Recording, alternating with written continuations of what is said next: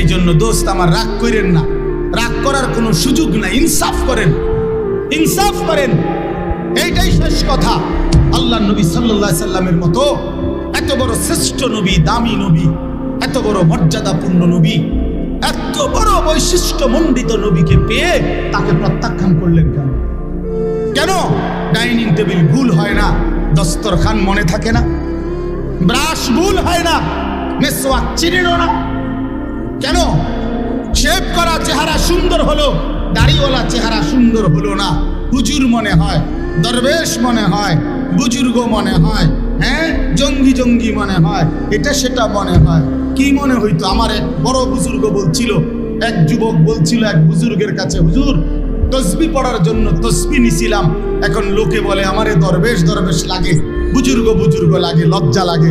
হুজুর তখন বললেন, তাহলে কি তুমি চাচ্ছ লোকে তোমারে তসবিহ দেখে বলল দরবেশ, তাহলে এটা যেহেতু লজ্জার বিষয়, তুমি কি চাও লোকে দেখে তোমারে বলুক তোমারে দেখতে সুরের মতো লাগে, ফুট্টাখোরের মতো লাগে, ডাইলখোরের মতো লাগে, বাবাখোরের মতো লাগে, ইয়াবাখোরের মতো লাগে, হারামখোরের মতো লাগে, এটা নি বলতো?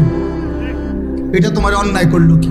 আল্লাহ তাআলা আমাদের প্রত্যেককে রাসূলুল্লাহ সাল্লাল্লাহু আলাইহি ওয়াসাল্লামের সুন্নাত মেনে নবীজিকে কদর করার, মেরাজকে কদর করার তৌফিক দান করেন।